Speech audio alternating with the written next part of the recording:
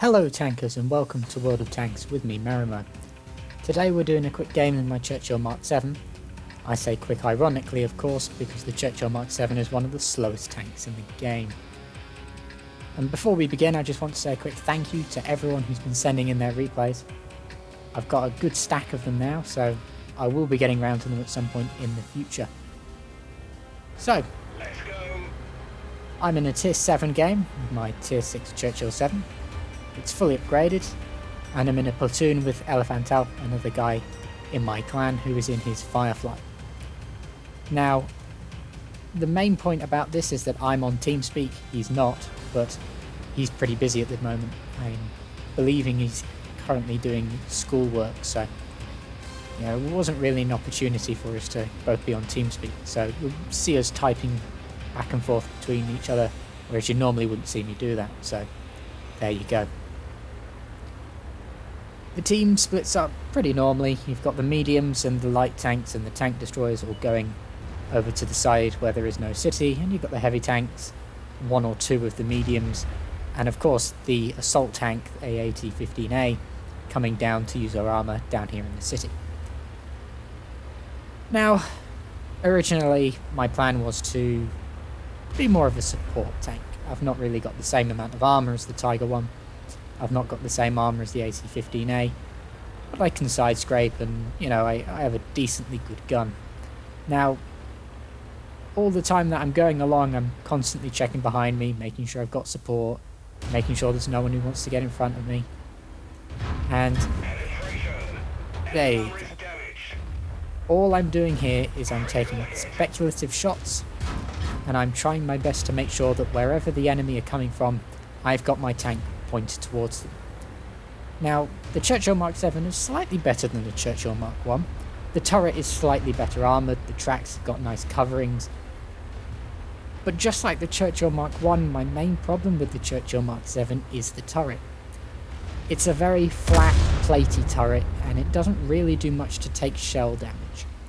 Whereas other tanks, I'm not sure if the Black Prince is still true, but the Black Prince had quite a nice angled turret, which meant you could quite easily bounce shots. You'll notice that the Churchill Mark VII really doesn't face any of problems from light tanks.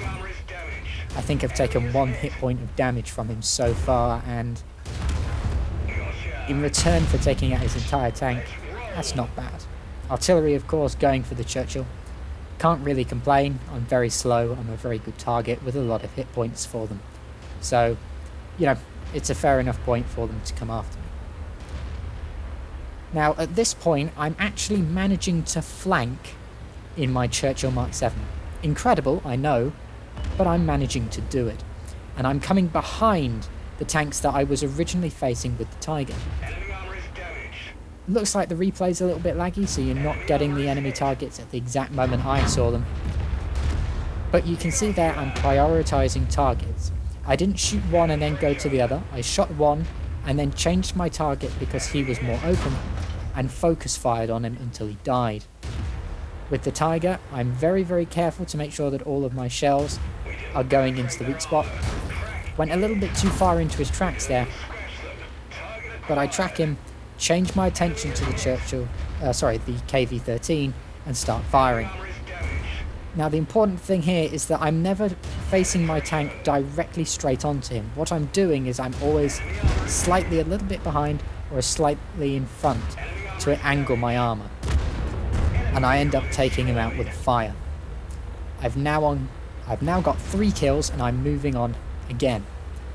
This time T-37 goes forth to try and take out the Tiger P, and the Tiger 1 on the other side of that building is somewhat of a threat, but he's not coming round at any great speed, so I'm not really fast, and I take out the Tiger P. The Tiger 1 now comes round, focuses on the T-37, I fire a shot into his track, and completely detrack him, and then fire the rest of my shots in through the side of his turret. And with that, I have 4 kills, and have done over 2,000 damage in the Churchill Mark VII. Now, as you can see, the main hit points I took in my Churchill were shots that went right through the armour when it was flat on. You can kind of see that most of these shell points seem to be flat on. This one here is slightly different because you can see that it's kind of come in from this sort of an angle. The tank was kind of aiming from possibly over here and went in through at an angle, which is slightly different. But overall, the main shots that went through were going through at a straight angle. And the only other ones that went through are the ones that went through the side from the KV-13, and one of the ones that went in through the tracks. You can't see them through the tracks because of the overcovers. Not sure what these are called, but the parts that go over the tracks from the 80.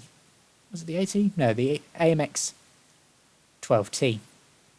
So overall, not many shots went into the turret, which I was very lucky about. But the overall number of shots that I fired, I was either doing some flanking work, or quite simply, I was just aiming at weak spots for the Tiger and the Tiger P. So I think that's a pretty good demonstration of how angling the armour works. You can basically tell from the way that I did it that whenever I was trying to angle my armour, I never had my armour facing direct. It was always slightly at an angle, and that's why I managed to block so much damage. So thank you very much for watching. If you have any comments, please do leave them below. I would love to read them, and I'll see you next time.